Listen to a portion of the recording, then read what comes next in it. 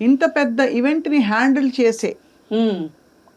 పరిస్థితుల్లో మనం ఉన్నామా అని ఒకసారి ప్రశ్నించుకోవాలి. ఎందుకంటే పెద్ద హ్మ్. పెద్ద ఈవెంట్స్ చేసిన నగరం హైదరాబాద్. ఈ ప్రపంచ సుందరి పోటీల నిర్వహణలోనే హ్మ్. చాలా కొంత డొల్లతనం ఉందని చెప్పి ఇలాంటి ఇగో ఈ అంశాలకి ఎవరు కూడా ఎవరిని బాధ్యులు చేయాలి. ఫర్ ఎగ్జాంపుల్ అంటే స్పాన్సర్ తీరుతెన్నులు, ప్రవర్తనలు ఏమిటి అనేది. ఇది లేదనే ఒక అపకీర్తి కూడా కొంతొచ్చింది. నిజమేనా? ఏమైనా జరిగుండొచ్చండి. ఏ కార్యక్రమం పెద్దది జరగనివ్వండి, చిన్నది జరగనివ్వండి, అందరినీ తృప్తిపరచటము, అందరి మన్ననలు పొందటం అనేది అయ్యే పని కాదు. అవును. పైగా ఇక్కడ ఇది ఒక సర్కస్ లాంటిది నా దృష్టిలో అయితే. అవును. ప్రపంచ సుందరి పోటీలు. సర్కస్. ఈ సర్కస్‌లో అన్ని సార్లు అన్ని జంతువులు మాట వినాలని లేదు.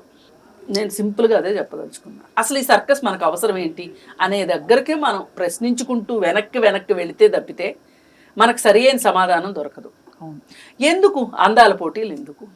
అడుసు తొక్కనేలా కాలు కడగనేలా అన్నట్లు ఈ అందాల పోటీలు నిర్వహించాలనుకోవడం దేనికి, నిర్వహించడం దేనికి, ఇందులో మనకు సత్తా ఉందా లేదా అని ఇప్పుడు ప్రశ్నించుకోవడం కన్నా ఇప్పుడు ఈ తెలంగాణ రాష్ట్రం ఏ పరిస్థితిలో ఉంది అంటే ఏదైనా సరే నేను పైచేయిగా ఉండాలి, నన్ను నేను నిరూపించుకోవాలి, నా రాష్ట్రాన్ని గురించి అందరూ మాట్లాడుకోవాలి అనే ఒక బాధ్యతలో ముఖ్యమంత్రి గారు ఉన్నారు. అవును. అవును.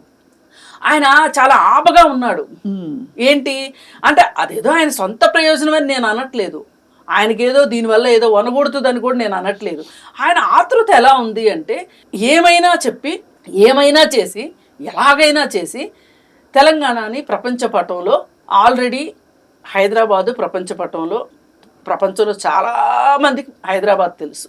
అవును. కానీ ఈ తెలిసిన హైదరాబాద్ని ఇంకాస్త లైమ్ లైట్లోకి ఇంకా తీసుకొచ్చి టూరిజం ద్వారా కూడా తీసుకొని వచ్చి అలాగే దానికి ఈ అందాల పోటీలు అనే నగిషీలు చెక్కి ఆయన ప్రపంచ దృష్టిని ఆకర్షించాలి అనే ఉద్దేశంలో ఉన్నారు. అంతే అంతే అది కరెక్టే. అసలు ప్రపంచ దృష్టిని ఎందుకు ఆకర్షించాలి అంటే పెట్టుబడుల కోసం. పెట్టుబడుల కోసమే. ఈ నువ్వు వచ్చేం చేసావయ్యా రేవంత్ రెడ్డి అని ఎవరన్నా అడిగితే ఇదిగో నేను ఇన్ని పెట్టుబడులు ఆకర్షించాను, నేను ఇన్ని దేశాలు తిరిగాను, నేను ఆకర్షించి తీసుకుని వచ్చాను అని చెప్పి చెప్పుకోవాలనే కాంక్షలో ఆయన ఉన్నాడు.